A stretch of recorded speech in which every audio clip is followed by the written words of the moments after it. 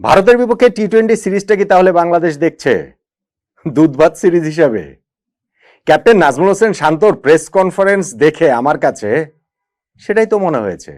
না না, দুধ ভাত বলতে আমি এটা মোটেই বোঝাচ্ছি না যে ভারত খুবই দুর্বল দল, আমাদের জন্য ভীষণ সহজ প্রতিপক্ষ, আমরা মাঠে নামবো, খেলবো এবং জিতবো। না, তেমনটা নয়। আমি দুধ ভাত বলতে বোঝাচ্ছি ওই যে আমরা ছোটবেলায় স্কুলে কলেজে খেলতাম না, পাড়া মহল্লায় খেলতাম না, দুই দল ভাগ হয়ে, তখন হচ্ছে গিয়ে ওই বেজোড় সংখ্যার কেউ যদি থাকতো তাকে এক দলে ফেলে দেওয়া হতো আর কি। এই জুনিয়র টুনিয়র ছোট বাচ্চারা দেয় যে ঠিক আছে সে যেই দলে থাকুক সেটাতে কোনো ডিফারেন্সটা মেক করে না, দুধ ভাত আর কি, সেই ওইখানটাতেই খেললো। এখন বাংলাদেশের একটা টি-20 ওয়ার্ল্ড কাপ থেকে আরেকটা টি-20 ওয়ার্ল্ড কাপ, এই যে মধ্যবর্তী সময়টা, এই যে আমাদের জার্নিটা, একটা ওয়ার্ল্ড কাপ শেষে পরের ওয়ার্ল্ড কাপের দল তৈরির যে শুরু করার যে অ্যাপ্রোচটা হওয়ার কথা ছিল, সেইখানে প্রথম সিরিজ ভারতের বিপক্ষে, সেই সিরিজটাকে কি আমরা গোনার মধ্যেই ধরছি না? সেই সিরিজটাকে কি আমাদের কাছে দুধভাত সিরিজ মনে হচ্ছে? আমি সেই কারণেই বলছি ক্যাপ্টেন শান্তর প্রেস কনফারেন্সে অন্তত 4-5টা জায়গায় আমার কাছে ওই রকমটাই মনে হয়েছে। ধরুন, নাম্বার 1, শান্ত প্রেস কনফারেন্সে বেশ কয়েকবার বলেছেন যে 2026 টি-20 বিশ্বকাপের প্রিপারেশন এই সিরিজ থেকেই শুরু হচ্ছে, এইটা আমাদের মাথায় রয়েছে। তো সেটার প্রতিফলন কোথায়? দল ঘোষণায় প্রতিফলন কোথায়?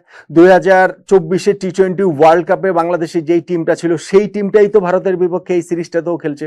সেই টিম বলতে বেসিক্যালি আসলে একটা চেঞ্জ, আপনি কাগজে কলমে 3টা চেঞ্জ দেখবেন, কিন্তু আমার কাছে তো আসলে চেঞ্জ একটাই, সৌম্য সরকারকে বাদ দেওয়া হয়েছে, পারভেজ হোসেন ইমনকে নেওয়া হয়েছে। বাকি যে দুটো মানে বদল, সাকিব আল হাসান তিনি অবসর নিয়েছেন এবং তানভীর তিনি হচ্ছে ইনজুরির কারণে নেই।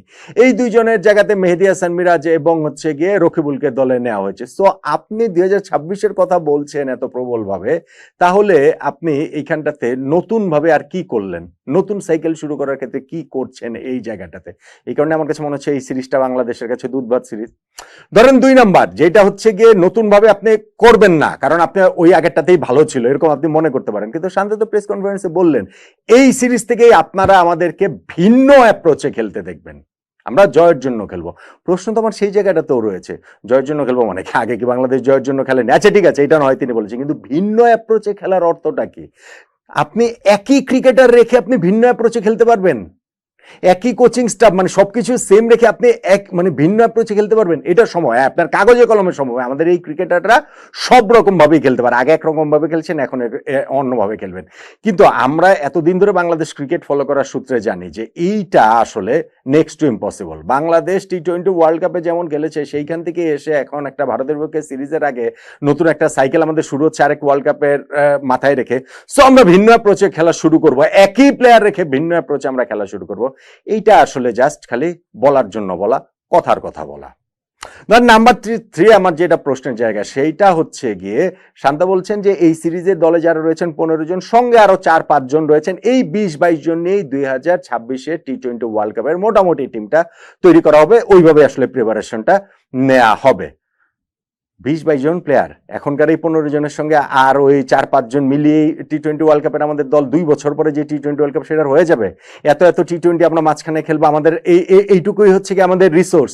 আমরা মাঝখানে হচ্ছে গিয়ে বিপিএল খেলবো, আমাদের হচ্ছে গিয়ে ডোমেস্টিকে এনসিএল এ টি-20 যোগ হয়েছে, ইন্টারন্যাশনাল আমরা টি-20 অনেকগুলো খেলবো, কিন্তু আমাদের রিসোর্স হচ্ছে গিয়ে এই 20-22 জন। আমরা 2 বছর পরে ওয়ার্ল্ড কাপে 20-22 জন নিয়ে খেলবো। আর ভারত যারা ওয়ার্ল্ড চ্যাম্পিয়ন, তারা এই ওয়ার্ল্ড চ্যাম্পিয়ন হওয়ার পরের এই বাংলাদেশের সঙ্গে থার্ড সিরিজে তারা 27 জন ক্রিকেটার অলরেডি খেলে ফেলেছে। সো বাংলাদেশ এই সিরিজটাকে আসলে কতটা গুরুত্বের সঙ্গে নিচ্ছে অন্তত পক্ষে তাদের কথা এবং কাজে, তার তো কোনো প্রমাণ তো আমি আসলে দেখতে পাচ্ছি না। 4 নম্বর যেটা আমার কাছে মনে হচ্ছে যে মাহমুদুল্লাহ রিয়াদের প্রসঙ্গে ক্যাপ্টেন নাজমুল হোসেন শান্ত বলেছেন যে তিনি যতটা বোঝেন রিয়াদ ভাইয়ের জন্য এটা খুবই ইম্পর্টেন্ট সিরিজ। সিলেক্টরদের সঙ্গে রিয়াদ ভাইয়ের হয়তো কথা হয়েছে, কিন্তু তিনি এইটা সম্পর্কে আসলে তিনি খুব ক্লিয়ার না। সিলেক্টরের বোর্ডের সঙ্গে রিয়াদের কথা হওয়ার কথা, এরকম কথা তিনি বলেছেন। ভাই তিনি দলের ক্যাপ্টেন, তিনি ক্লিয়ার না মানেটা কি? এটা ক্লিয়ার না মানেটা কি? এটা তো আমি আসলে বুঝলামই না। শান্ত তো বাংলাদেশ ন্যাশনাল টিমের এই টি-20 ফরম্যাটের ক্যাপ্টেন, রিয়াদকে আমাদের কতটুকু দরকার নাই, 2026 পর্যন্ত কি তার বয়স টয়স বিবেচনা করে আমরা তাকে ততদিন ক্যারি করব কি করব না? শান্ত সেটা জানবেন না, শান্ত সেটা জানেন না। না জানলে তিনি হচ্ছে গিয়ে যখন তিনি বলবেন যে ক্লিয়ার না, এটা তো কোনো কূটনৈতিক টেকনিক্যাল উত্তরও হলো না। একজন ক্যাপ্টেন সেটা জানবেন না কেন, কি কারণে জানবেন না? আর এইখানটাতে আমার কাছে মনে হয়েছে যে রিয়াদকে কি এই যে এই সিরিজটা আমরা খেলেছে ওয়ার্ল্ড কাপে যে ভয়ঙ্কর পারফরমেন্স তার ছিল, স্পেশালি ওই লাস্ট ম্যাচটার কথা, আমরা আফগানিস্তানের বিপক্ষে ম্যাচের কথাও যদি আমরা বলি, সাউথ আফ্রিকার বিপক্ষে ম্যাচের কথাও যদি বলি, সো সেই সব জায়গার পরও আমরা হচ্ছে গিয়ে এই 39 বছর বয়সী একজনকে নিয়ে আমরা কন্টিনিউ করছি, এবং তার সম্পর্কে আমাদের ক্যাপ্টেন পুরো ধারণাটা তার ক্লিয়ার না, তিনি আসলে কতটুকু খেলবেন না, কতদিন খেলবেন না।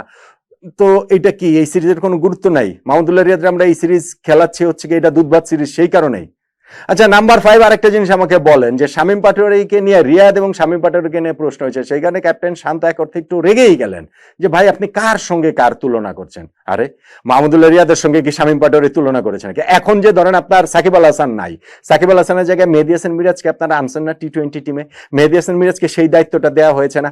মেহেদী হাসান মিরাজ টি-20 ফরম্যাটে তার যে পারফরমেন্স তা থ্রু আউট দ্য ক্যারিয়ার, সেটা কি সাকিবের ধারে কাছে যাওয়ার মতো?